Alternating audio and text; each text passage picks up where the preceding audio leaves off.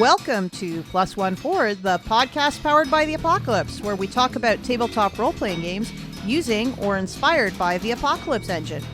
This episode continues our summer series about Firebrands games. I'm your MC Rach. And I'm your co-MC Rich. Tonight, we're joined by our guest, Andrea of Curious Cat Games. Welcome to the show, Andrea. Hi, thanks for having me. Great to have you here. Andrea is a prolific designer and a newbie gamer, which we'll probably talk about later. Also a member of the Gauntlet community. So always happy to have a member of the community here. Kick us off, Andrea. How long have you been playing Firebrands games, and what was your gateway? I've looked this up for you. My first Firebrands game was in March 2021, and I played Hierophant, which I'm not even sure I pronounced correctly, where you all play people who belong to the same religion and you choose a new leader. And it's by Brandon McLeod. And I remember I was still fairly new at GM-less games at the time, and I hadn't fully grasped how to set up a scene or like how to do this whole like very Gauntlet-specific cineastic or writer's room style of play. Mm-hmm. Yeah, I feel like we got lost in the set of world building at the beginning a little bit. Like, what is this religion? Should we define all the aspects of it? And what's the impact on the world if such a religion exists? And so on and so on. And I also remember that the amount of text was very overwhelming to me, which wasn't helped by the fact that the game text was in English and we played the game in German. Oh my gosh. Yeah, so that was constantly, and the text in the PDF is quite small, and so yeah, I did a lot of scrolling and looking for the bits I was looking for, and that was quite overwhelming. We also had, in my opinion, too many players because we were 7 of us. And that added another level of complexity in terms of keeping track of characters and relationships and so on. But nevertheless, it was still an interesting game. We had some really cool moments at a really unexpected conclusion at the end. So that was really good. And I enjoyed it. And at least it got me curious about Firebrands games, especially since I was assured that they get easier over time. So I thought, okay, let's try this again. And the next one I played was Aces in Space Firebrands, where you basically play pilot gangs with social media in space, which is sort of a spin-off from the game Aces in Space, which is, I believe, Fate-based. Yes, I've heard of the Fate game. I didn't know there was a Firebrands version. That's so cool. Yes, it is. It's been written by one of the 3 authors of the Fate-based game, Aces in Space, called Harald Eckmüller. And yeah, that was a lot of fun. We were just 4 players, and I feel like everything just went so much smoother, and I recognized games that I had seen before in a different version, and we just had more time for the relationship backstory. That's, I think, when I started really enjoying these kinds of games. And then I played a lot more. Like, I played Hearts of Magic by Erika Shepard. I played To See with Eyes Unclouded by Hate, which is Princess Mononoke based by another German author called Hannah Möllmann. I played Ocean Tides, which interestingly is one of 2 Firebrands games where you have pirates, merfolk, and naval officers as the 3 factions, but they are still very different. And Ocean Tides is by S. Gates, and the other one that I didn't play yet is called One Particular Harbor. And then I wrote my own Firebrands game. That's so cool. In 3 weeks during a game jam I co-organized. That was in October 2021. And that is Miss Bernburg's Finishing School for Young Ladies. And that's where we play students at a 1950s finishing school. And then I played 2 more Firebrands games, which is one of them is Preparing for Paris by Logan Timmons, and that was just talked about in the Gauntlet podcast. And Logan, which is a solo game by the same author, which is basically a solo version of a Firebrands game, which was also really interesting. That is. I can imagine that would have potential to be a solo Firebrands game, but now I'm like really compelled to see how it pulls it off. Yeah, it's really interesting. I really enjoyed that. You should check it out. It's interesting. And it's like pretty as well. That's awesome. And while I was writing my own game, I also read some more Firebrands games and made a whole like history of Firebrands games table where I try to trace like when did the mini games originate, like which ones are from the original Mobile Frame Zero Firebrands by McGay and Vincent Baker, and then which ones like came after and where do they even come from, because I obviously didn't discover them in the order of writing. And now I have a whole table and could see like which bits are used in almost all of them, which ones are very specific to one particular Firebrands game. Yeah, and so that's when I read a few more that I haven't played yet. Wow. Yeah. You're very studied in the Firebrands. I'm thankful that you're on. Yeah. I like to over-research things. Well, cool. You know what? Let's take some of that knowledge and kin that you have and jump on over to setting up to talk about playing Firebrands games. What do you think? Sure.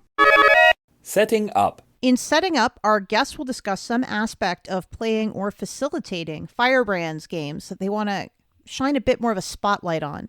Andrea, you're very well educated and experienced given all your research in Firebrands games, which means you must have very strong opinions on these.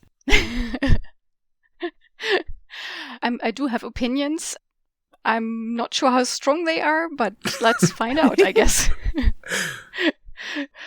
Yeah. The one thing I wanted to talk about in this section is how Firebrands games are actually not super easy to get into, and how I've at least tried to lowering that barrier a little bit in my own game writing, and maybe what other options there might be for future Firebrands games. That is a great premise, Andrea. As a person that's exploring Firebrands games this summer as I talk to all these designers, it's interesting, that point of view.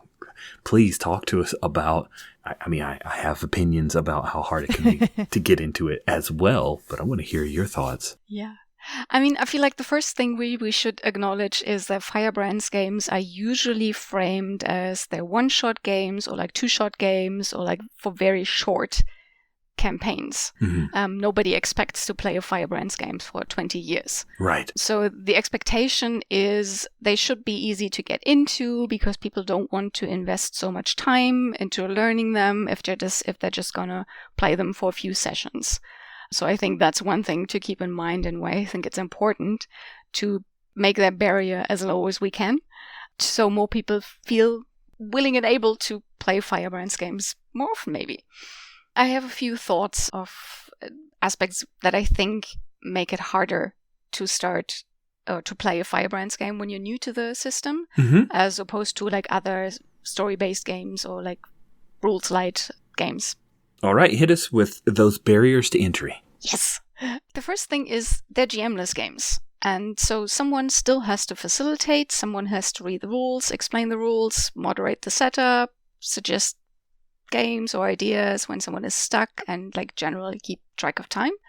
And sure, you can distribute some of these tasks around the group, but someone still has to do it. And if the group isn't used to GM-less play, I feel like that's the first hurdle. And I feel like the game text itself can help that, along with providing a really good structure.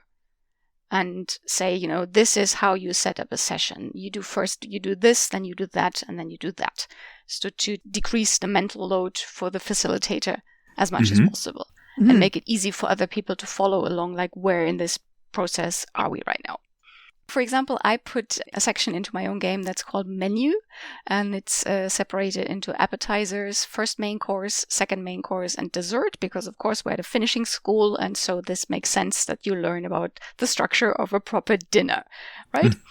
And appetizers are basically all the preparation. First main course is creating the school and the characters.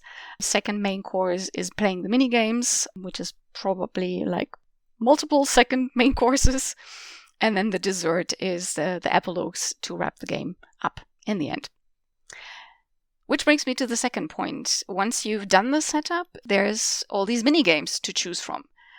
And you're like, whoa, which of these 11 games should I pick? Yeah. Most Firebrands games have a list somewhere where it's like a very short description, so you get an idea like what the game is about in like one line. That could give you a first idea of, is this a good game to pick right now? I also think this gets easier the more Firebrands games you play, because lots of the mini games are at least inspired by previous Firebrands games, or like directly copied and then just adjusted in a few details. So you will recognize, oh, that's the dance one, or like that's the where they fight physically. So the first Firebrands game is going to be the hardest, and then it's going to get easier because you have these, oh yeah, I've done that before moments. And the other thing is, and again, I feel like this is the structure, and probably I feel like in a second edition I might make this mini description a tiny bit longer to give more of an idea of how the mini game actually feels. Because sometimes I feel like the description is not exactly what the minigame is about. I'm going to get back to this point a bit later. But yeah. And then sometimes you have these situations where you're like, I have an idea for a scene in mind, but I feel like there's no minigame that's a really good fit. For example, in one of the finishing school games I played, I had one player who wanted to focus more on like doing pranks and breaking rules at the school. And I don't really have a minigame for that, because in my idea of finishing school, that's not what the game is about. And so sometimes you just have to realize, okay, this is out of the scope that the whole game is meant to cover. And sometimes you can just decide, I don't care, and do a scene without a minigame just because you can. Or you can just vaguely use a minigame as an inspiration and then do your scene off of that, because I feel like as long as everybody at the table or like in the video call is enjoying what's happening, then you're free to leave the rules aside if your story goes elsewhere. To me, that takes some pretty deep knowledge of that minigame that you're hacking on the fly. The facilitator needs to know what the purpose of the minigame is and then what parts to pull out. It's a high wire act. Yeah. I get you. That's cool to be able to mod it on the fly, but oof. Yeah. I think that issue is very reminiscent of a question that comes up with Powered by the Apocalypse games, where you have a PC who wants to do a thing, but there are no rules to do the thing. Yeah. And it becomes a question for the MC to figure out, well, is this actually a challenge the game wants to have a conversation about? Right. But on like another level, because you have a facilitator who is now responsible for making that judgment call, who should also be playing. It's a lot of responsibility. Yeah, I agree.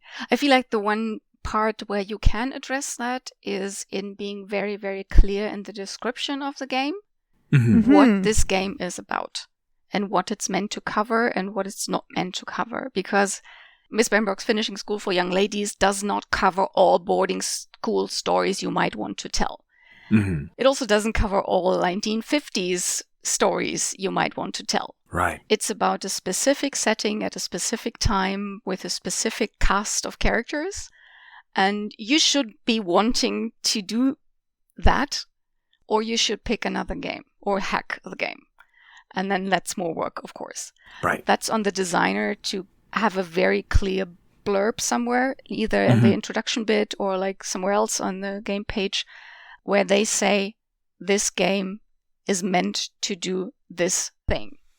And it's, of course, up to the person, whoever introduces the game to the gaming group, to sort of repeat that information so people know what they're signing up, which is basically just CATS, like concept, aim, subject matter, and tone.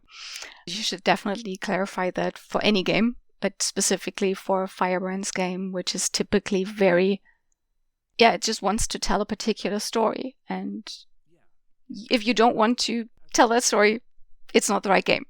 Exactly. Like, Apocalypse Engine, when it first came out, was, to me, a genre explanation. Apocalypse World had lots of different permutations for telling a story in an apocalypse. Yeah. And as we get to Firebrands, they're very, very specific. And I think you hit the nail on the head there. You've got to communicate that to the group, or the minigames aren't going to work if they come in with expecting to tell different kinds of stories or stories about different kinds of people. Yeah. You're also dependent on having your players being open to maybe misunderstanding what the game is about, but also willing to explore what the game is actually trying to talk about. Mm-hmm. This came up, not to put this into a PbtA tangent on a PbtA podcast, but it happens with a pretty high frequency in convention play, where you're selling someone on Apocalypse World and they don't realize what type of apocalyptic story. I imagine having players who are open-minded and willing to own up they may have misunderstood would go miles to helping smooth down Firebrands play. Yeah, absolutely. You can always, at the very least, cover that with like having an open door policy where if you figure out this is not the game I expected, I wanted to play something completely different, you can just say, you know what, I don't think this is for me. The rest of you continue to have fun. I'm going to leave this game, which is also a very okay thing to do when you discover that something doesn't work for you, or you can just stop one of the mini games if it doesn't go where you think it should go or where you feel comfortable with it going. And I think that's more or less with any game. You have to negotiate, what is this game about? What are we doing in this group? Do we want to follow this story thread or another story thread? At some point you need to have some sort of meta conversation, like what's next? And I feel like that's one thing that Firebrands does really well as a system, because it gives you these, then the mini game is finished. And then you have this natural moment where you as a group, or at least the next person whose turn it is to pick a game, has to stop and think, what's next? What's the next interesting bit? Do we continue with these characters? Do we go back to the other characters we saw in a scene before? Do we just let some time pass and start a whole new thread because the one we just had is kind of finished? And I feel like that goes toward teaching people how to make these decisions, both individually and as a group, to, where do we want this game to go? This is exciting, Andrea, what you've shared, and I know that you've solved for some of it, or attempted to, in Miss Bernburg's. Why don't we jump over to challenges and talk about it? Yes, let's do that. It's the challenge. In the challenge, or challenges, our guest will talk about a Firebrands game that they have designed, and we get to learn more about it.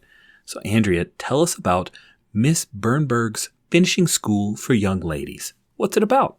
So it's about young ladies at a finishing school in the 1950s, and all three of these elements are important.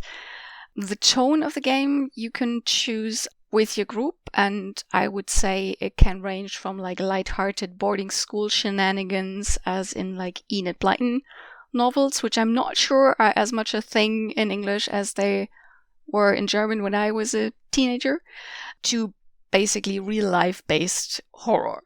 That comes with this institutional setting and the whole expectations that are tied to it. I would say the themes that the game is interested in is dealing with both gender and class expectations, because all of these ladies are from wealthy families, or they wouldn't be at this boarding school. It's about class differences, because maybe they're not all the same level of wealthy. It's about very restrictive environment of the finishing school versus the desire for freedom and exploration in the characters.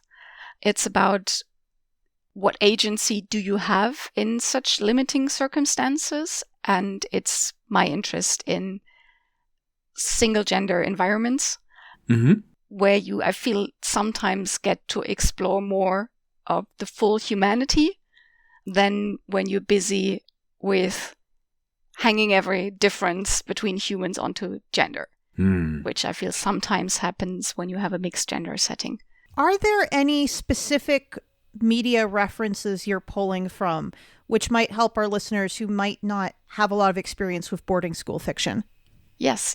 I would say if you want to watch one movie, Mona Lisa's Smile from 2003 with Julia Roberts is probably one of the most direct inspirations.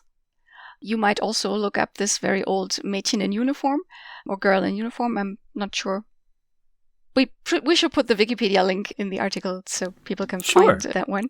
I feel like stylistically, I've also been influenced by 8 Women from François Ozon, but I'm a Cheerleader from Jamie Babbitt because of their like sort of enhanced performativity of these movies. And there's also been a really interesting Vanity Fair article called The Code of Miss Porters about boarding schools in the present time. It's all linked in the back of the PDF, so you can find the links there. And generally, like lesbian pulp fiction novels from the 50s, 1950s and 1940s, especially the cover art, which has also influenced the cover of the game. My design tries to straddle this balance between, yes, this is rooted in reality and also in historical reality, but we can decide how serious we want to be about that. We can just pick and choose and make this a wholly stylistic thing where it's just the kind of music the characters hear and the kind of clothes they chose, or we can go deeper into the historical background and include more of that in the game and the stories of the characters if we want to. What mechanics are different in Miss Bernburg's versus Mobile Frame Zero Firebrands? I would say the most obvious one is that the school environment provides a physically limiting environment. There are scenes where you can take the game out of the school, but that's the focus and it's much smaller than the original game, which is also why the mini-games focus less on physical movement and physical conflicts and more on small-scale interpersonal drama. For example, compared to the original Mobile Frame Zero Firebrands, there's no chase, there's no free-for-all, there's no tactical skirmish, but there is an added gossip chain, there's an added reunion, which is one that I took from For the Honor, where it's called Crossing Paths. There is an oblique discussion, which is from Hearts of Magic. There's a heated argument, which again is from For the Honor. And there's Truth or Dare, which is from Ocean Tides. Mechanically, Gossip Chain is the one I wrote from scratch, where I just took an idea from the Aces in Space Firebrands game, which has a social media news feed that runs along the game. And I kind of like that idea, but in the 50s we don't have social media, but we do have gossip. And that's a very important thing in such an environment. And so I tried to write a game to have that function as something where people just talk about you and you don't have a choice in what they say about you and what rumors they spread. And there's consent on the player level, but the characters may not get to consent to what rumors are spread about them. It feels real and terrifying. I see the horror part now. Yeah. There's a lot of horror in this environment, I feel. Lots of it is hidden, but it's there. And the other mechanical change that I made is in the original game, there's this stealing time together, which is called an intimate moment in finishing school. That's the game where people get close physically. And the original is always just, may I touch you in this particular way? And then the answer can be yes, no, and anything tied to that. And I rewrote that game to include options for inviting touch, where you get to say, would you touch me in this particular way? And you can say yes, no, or anything related to that. Because I found that really important, because for me that's a different thing. Sometimes intimacy is not just I want to touch you. It can also be I want you to touch me. And that's a different flavor. And I wanted to have both of these desires in the game. So everybody could choose where the character falls on that spectrum of what kind of touch do I want and who do I want to do the touching. It's a pretty bold choice. Yeah, I'm very proud of that, because I feel like that was something that bothered me in the original game. And so I was like, okay, I need to make this even better. It feels very on point for lesbian pulp fiction. Right? All right. Now, Andrea, we put you to the hardest question. Of all of your babies, of all the games that you've created, the mini games in Miss Bernburg's, which mini game is your favorite and why? Yeah, it's always hard to choose. I was very tempted to pick the dance because I always love a good dance scene. But I think for Miss Bernburg's, I will pick Truth or Dare as my favorite game because I feel like it's very setting appropriate. So far, it has always worked great in practice when I've played it. And I think because I chose good options for both Truth and Dare that work well in a TTRPG, which means they can be described well. And they work with the themes of the game that I was going for. And so, yeah, I'm really fond of that one. Well, I have to say, Andrea, this has been pretty exciting hearing about Miss Bernburg's finishing school. Would you be open to us heading over to playing the games and us trying one of the mini games with you? Yes, absolutely. I was hoping we would get to that. On your turn, pick a game. In the Playing the Games segment of the show, our guest will facilitate a short segment of Firebrands play. Andrea, what mini game did you want to focus on? I would love for us to play Truth or Dare, just because I like it so much and I think it works well without most of the setup. Mm-hmm. I think it would make sense for us to do very, very basic character creation. So we have something to go off of. So basically, I would love for all of us to choose a clique. And the choice is Homemaker, Rebel, and Bookworm. Which clique most interests you, Rach? I know it's tempting to go with Rebels. That's usually my shtick on this show. I was going to say. I'm going to go with Bookworm. Wow, that's awesome. Cool. I'm going to go Homemaker. I'm not sure why, but I think I am. Okay. So I guess I'm a rebel then. Great. We should take a minute so we can just at least read the description for the clique. And I don't think we need to choose the adjectives, but maybe we can look at them to see sort of what is the range in that category. We should pick a name for a character, just in case we want to talk to each other. Yes, that would help. I picked my name before the show because I thought it was funny. Because usually I play Curtis, so I'm going to play Courtney this time. Yes, Okay. That's great. Let me write that down. So we have Courtney the Bookworm. I usually play Plussy, but I've recently been playing some Fallout video game in preparation for running a Fallout RPG for my son and wife. So I'm in the headspace of 50s names. I'm going to go... I see you have Norma, but I think I'll go with Nora. Although Nora. I like Norma yes. because normal, but I'm going to go with Nora. For a rebel, how about Isabel? I like it. Cool. I think we might each answer one of the character creation, like the relationship questions for the characters. So we have a little bit of backstory we can go back to if we want to during Truth or Dare.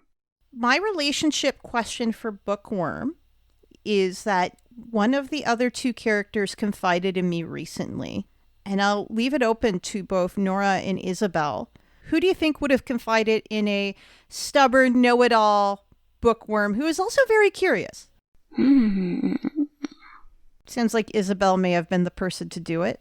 I think I might have been, because I feel like I'm this very adventurous and probably pretty intense and try to be glamorous. And I feel like I confided in you that I actually really want to finish this school year successfully. The rebel actually wants to graduate or get through the grade? Nice. Yeah. So did you keep my secret? I think, 1, I keep your secret, and 2, if it's clear you're struggling, I reach out privately to see if you need extra help on assignments. Ooh, nice. Rich, do you have an idea for your relationship question? Who of the other characters helped you out in a tricky situation recently? I think that Nora was dealing with some other students making comments about her appearance. I think that Nora has a birthmark on her cheek that she normally hides under copious amounts of makeup and foundation. And there was a particular time when she was seen without that covering.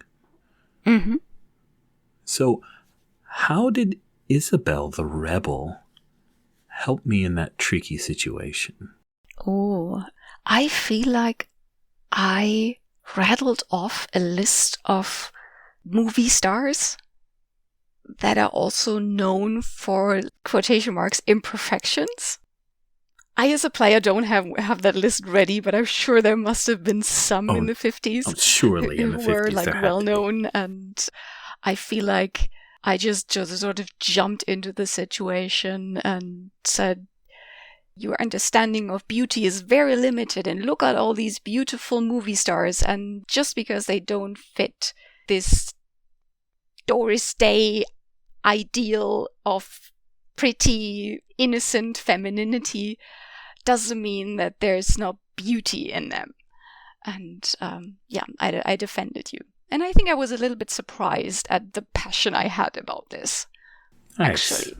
And it says, do you still owe them a favor in return? And Nora absolutely feels she owes Isabel a favor. Yeah, I like that. So my question is, who of the other characters did I catch breaking a rule recently? And which rule was it? And do they know I called them? Oh, that was clearly me. Yeah. I was breaking the rules. Yeah. Gotta sneak in a little bit of Curtis in here, right? Yeah. I can be a little bit of a rebel. Yeah. So which rule did you break? Okay, this is a bit of a deep cut for boarding school. Are you familiar with the stories out of girls' boarding schools in America where they would have secret cooking spaces within the dorms? Ooh, no, but that sounds fascinating. Yes. Yes. This is where fudge comes from. Oh. Is a lot of girls at boarding schools would set up little cooking rigs and make candy in their dorms. Oh my God, amazing. Thank you for telling me that. That's great. Wow. I think Courtney had rigged a little hot plate that, one, she shouldn't have had. Hot plate 2 is making candy to sell among her classmates. Very much breaking the rules. Yeah, and I definitely caught you doing that. Do you know that? I don't think I know that yet. Despite me reaching in and helping you out with schoolwork, I don't think you realize you know what I've been up to on the side. Yeah, I feel like since I caught you, but maybe I still hold it back because I feel like that might be useful information to have at some point. Because I feel like maybe I'm a little bit uncomfortable that I need help from you. And so I kind of appreciated the opportunity to have some information that might give me power over you in case I need it.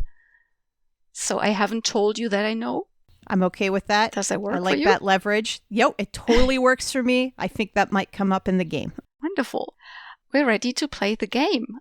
So everybody plays. And we first figure out, like, how did we come to be playing Truth or Dare together? And where are we? Are we, for example, in a dorm? Are we out in nature on a class trip? Are any other people present besides the three of us? That's something we decide together. Wow, out in nature on a class trip, maybe after eating some s'mores, sounds pretty wonderful to me. So we're out camping? Yeah, I like the idea of we're out camping. Great. So I'm immediately imagining like a campfire and then some big logs that we're sitting on. And yeah, there's definitely crickets chirping in the background. A half-eaten package of graham crackers. All the chocolate is gone. Also mosquitoes. Yes. Yeah, great. And then, as in every one of these mini games, we tell each other what the other characters notice about ourselves and what might they have heard. And this is where we can draw on previously established information, or we can also bring in new things that might set the mood of our particular character in the scene. Does anyone want to start us off with that? Yeah, I got a strong idea. Yes. Nora and Isabel notice that Courtney is exhausted. She has not gotten enough sleep to really be coping well with this camping trip. They may have heard that she has been up very late reading past Lights Out in her dorm room. Interesting. Great, yes. Nora has been... She brought a letter with her on this trip, and she has read and reread that letter numerous times, and it seems to be pretty upsetting to her, but she hasn't talked to anyone about it. But it did appear to be a letter from home. Interesting. I feel like what you notice about Isabel is she's slightly uncomfortable with this whole outdoors thing. Just these mosquitoes, and she's worried that because her clothes are designer and she's worried about getting them dirty when she sits somewhere. She's not an outdoors person, and she probably tries to cover that with this certain kind of nonchalance, but you notice that it's fake. Do we want to set up anything else about this situation? I think we're good to go. Okay, yeah, I think I'm good to go. Just as a reminder, anyone can ask anyone else for further details about the setting or circumstances at any point during the game. And we play by taking turns, and whoever picked the game begins and chooses another character to ask truth or dare. And they answer, and then the asker chooses from the respective list or makes up their own thing.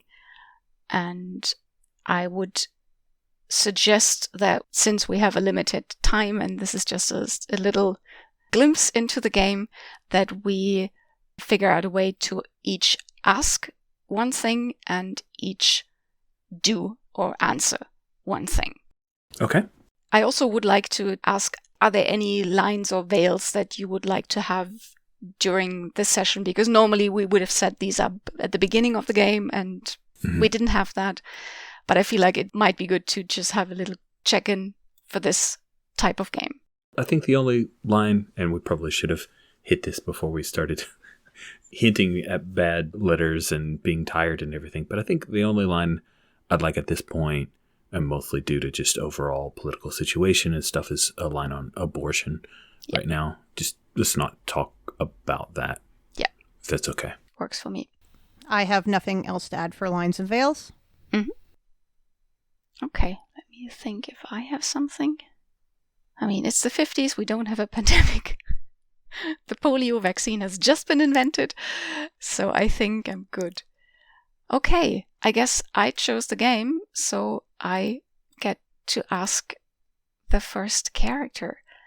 And I think Isabel, in an attempt to activate Courtney a little bit because she seems really tired, is like, come on, Courtney, truth or dare? Fine.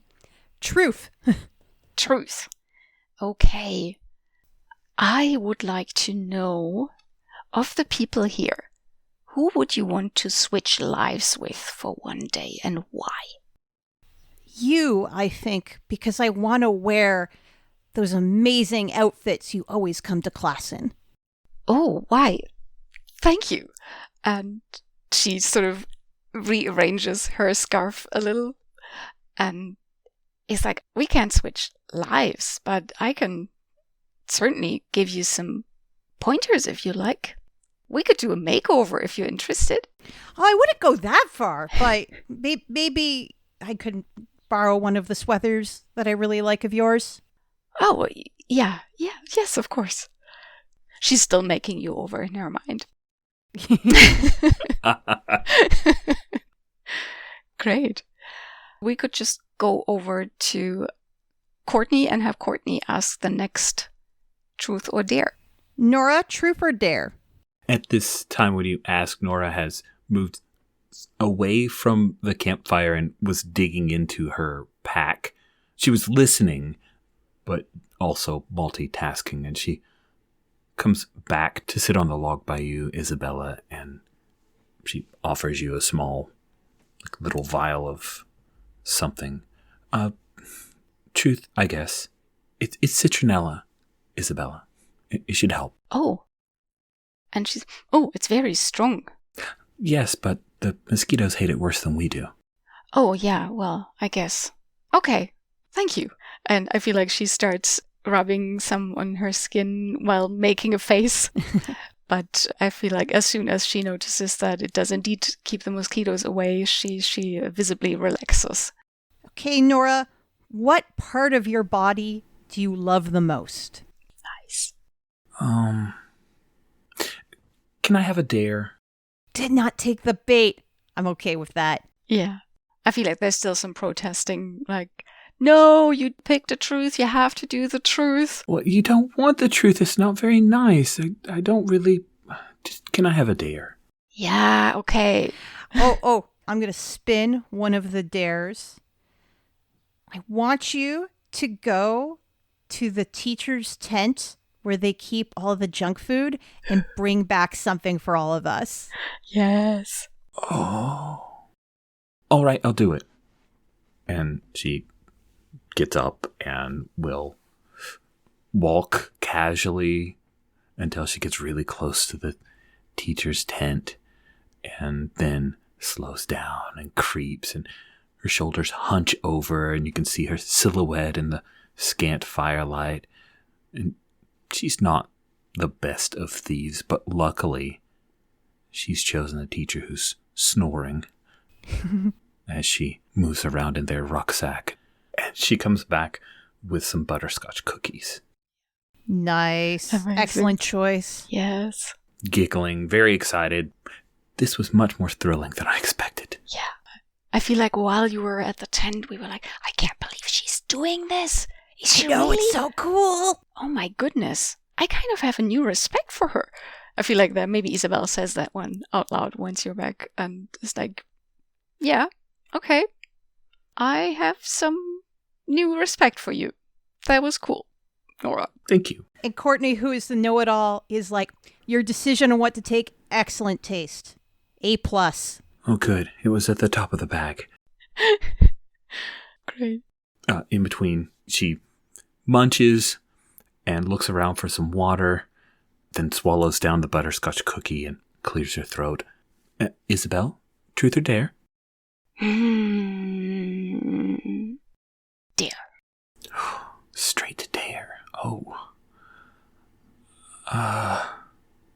Show us the oldest scar on your body, and navels don't count. And tell us how you got it. Oh, Isabel at first is a bit, yeah, okay. Now I have to decide what she's wearing. I feel like she's probably wearing pants. And these Marlene Dietrich, Katharine Hepburn pants. And draws one of the pants legs up and shows a scar at her knee. And for some reason, you never noticed that before. And she's like, yeah, I had an accident. I fell off a tree. I shouldn't have climbed it. I know. Everybody said I shouldn't climb a tree. I shouldn't go up there. But my brother was up there.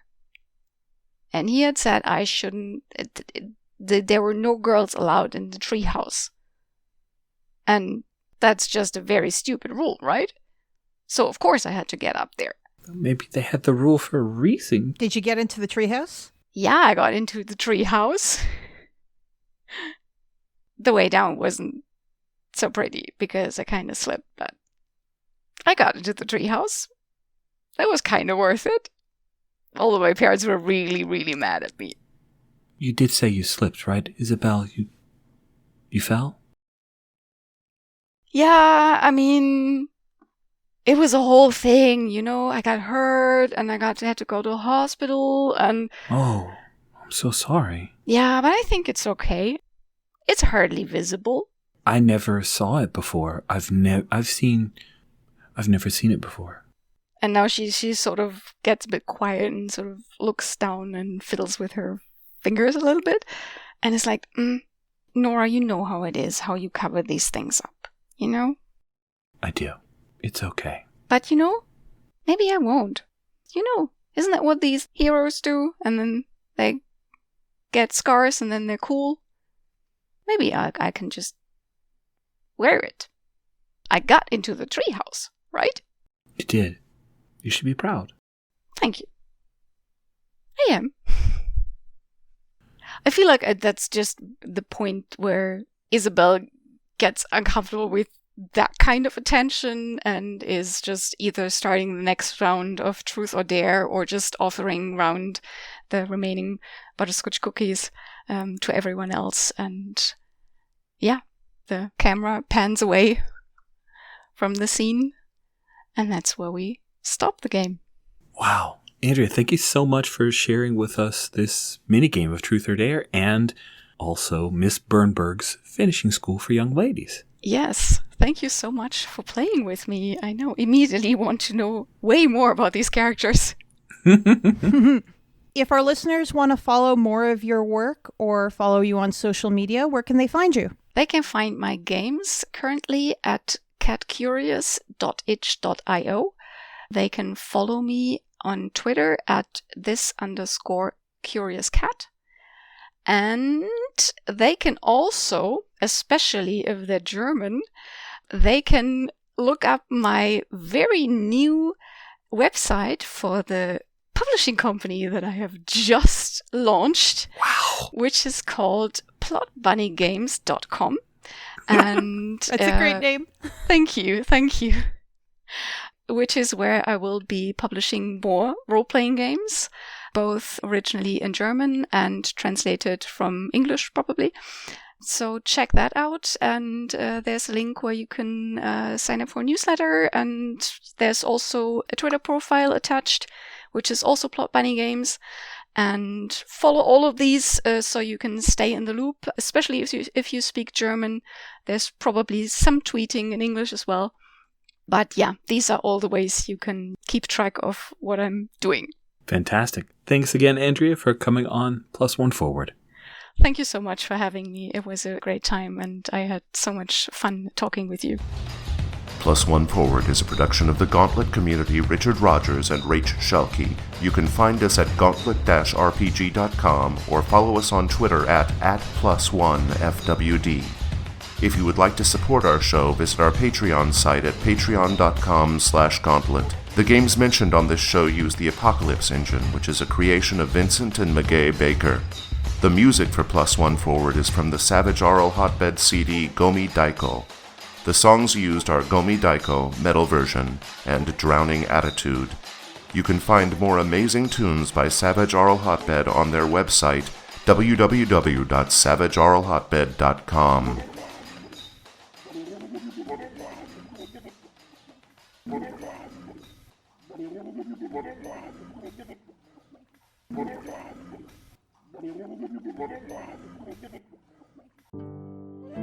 The Between Ghosts of El Paso is now available in the Gauntlet Patreon feed.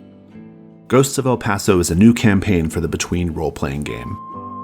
It's about a group of ghost hunters, the Vigilance Committee, in the township of El Paso, Texas in the late 19th century, after the war but before the first railroad came through. The Vigilance Committee is dealing with the effects of the Wounded Night, a seasonal phenomenon in El Paso that takes place in the fall every 6 years, during which time the veil between the land of the living and the land of the dead is thinned. The hunters learn about various ghostly threats around El Paso and conduct investigations in order to neutralize those threats. Over time, they become aware of the plans of a criminal mastermind who is pulling the strings behind the scenes. The hunters will eventually be forced to confront this mastermind in order to save their community. The Between Ghosts of El Paso is inspired by Western films and TV shows such as Deadwood, The Ballad of Buster Scruggs, The Quick and the Dead, and Unforgiven. It also takes inspiration from Texas folklore and urban legends, as well as the music of Johnny Cash and other artists. You can get The Between Ghosts of El Paso by making a $6 pledge to the Gauntlet Patreon. Your pledge not only gets you access to the latest releases from Gauntlet Publishing, but also supports everything we create in the Gauntlet, including this very podcast. So go to patreon.com/Gauntlet and pledge today.